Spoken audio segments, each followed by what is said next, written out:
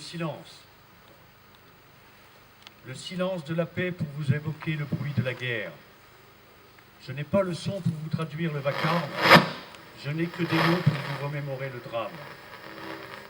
Mais y a-t-il vraiment des mots qui peuvent traduire fidèlement les mots? Nous nous retrouvons ce jour pour commémorer le centenaire de la bataille des frontières, le début de la DER des DER, qui malheureusement ne fut pas la dernière.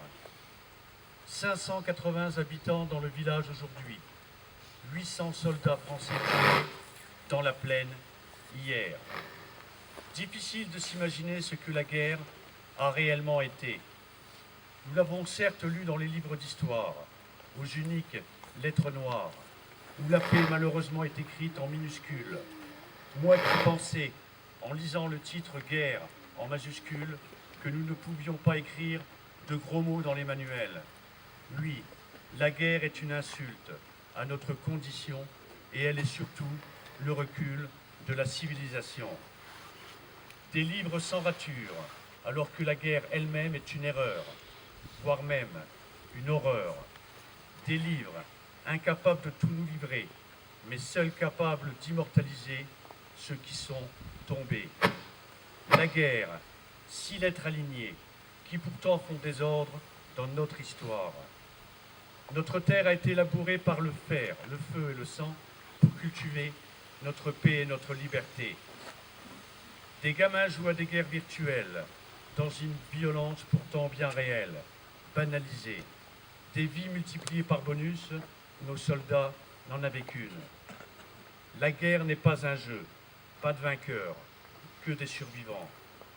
La Grande Guerre, c'était des hommes avec des souliers gras de cervelle humaine, rencontrant des entrailles, souffrant du froid et de la faim, prenant de menus repas à côté des cadavres, avec cette odeur de poudre et de corps décomposés. À cet instant, je le sens.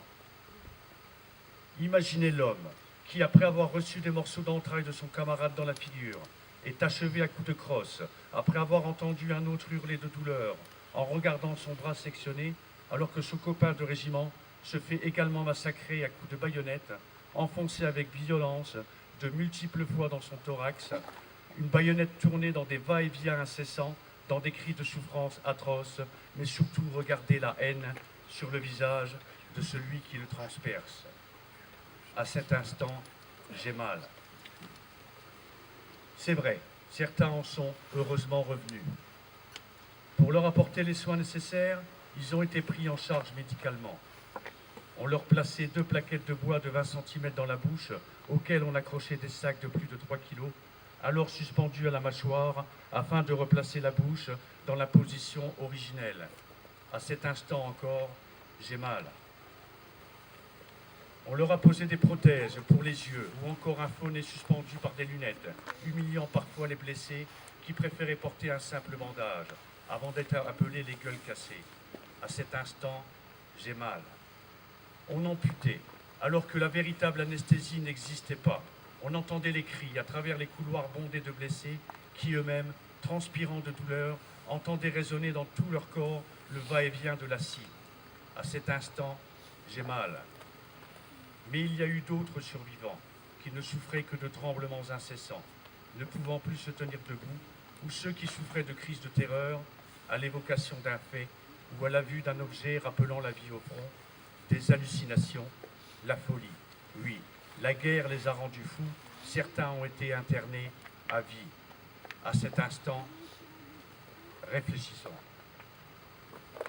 Et dire qu'on disait qu'elle était une guerre moderne, alors qu'elle fut une barbarie, et qu'elle soit moderne ou ancienne, une guerre n'a pour seul but que de tuer de l'humain. La haine, le mépris, l'intolérance ne sont pas génétiques. Ils découlent des valeurs que nous véhiculons quotidiennement aux générations qui suivent. Ne jamais regarder derrière? Si. Car je veux lire les noms de ces héros qui ont combattu avec courage et bravoure. Des noms gravés dans la pierre nous rappelant leur corps aujourd'hui sous terre. Des noms pour un oui à la paix. Il est vrai qu'aujourd'hui nous nous soucions moins de ces guerres qui s'éloignent de notre égoïsme commun, enfin, qui semble s'éloigner. Malheureusement, les guerres sont aussi souvent la preuve de l'unité d'un peuple qui habituellement se divise complaisamment. car il y a eu en effet une énorme solidarité dans la douleur. Mais faut-il impérativement souffrir pour réfléchir? Beaucoup d'entre vous diront avoir tiré un trait sur ce passé, affirmant presque avoir complètement pardonné. Je ne vous crois pas, Ich glaube sie nicht. car cette langue étrangère a profondément marqué notre histoire. Diese Fremdsprache prägt unsere Geschichte. Et la dernière expérience fut sans doute la plus terrible. Und die letzte Erfahrung war wohl die schrecklichste. Et soudain dans vos têtes des images, Und plötzlich erscheinen Erinnerungen in eure Köpfen. preuve de vos souvenirs, Bewiese eure Erinnerungen. donc preuve que vous n'avez pas complètement oublié. Bewies, dass sie nicht vergessen haben. Des blessures profondes rendent les plaies mémorables. Tiefe Wunder, unvergleichliche Wunden. Et des cicatrices sont encore aujourd'hui perceptibles. Und Narben sind noch sichtbar. Il n'y a pas de sang plus pur que d'autres. Keine Blut ist reiner als anderes. Il n'y a que des guerres gourmandes en hommes, Es gibt nur unersetzliche Krieg von Männern, en femmes et enfants. Frauen und Kindern.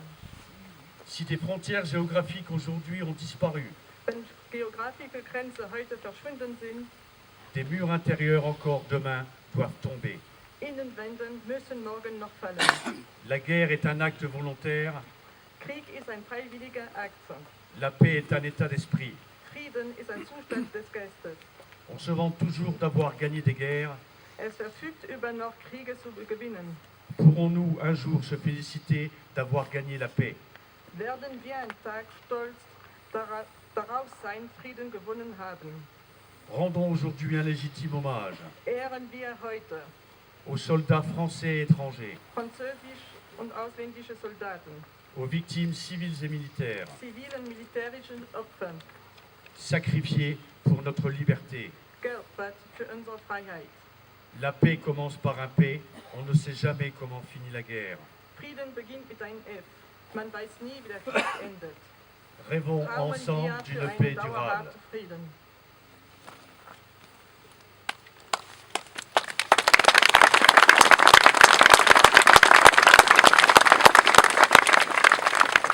Monsieur le sous-préfet du département.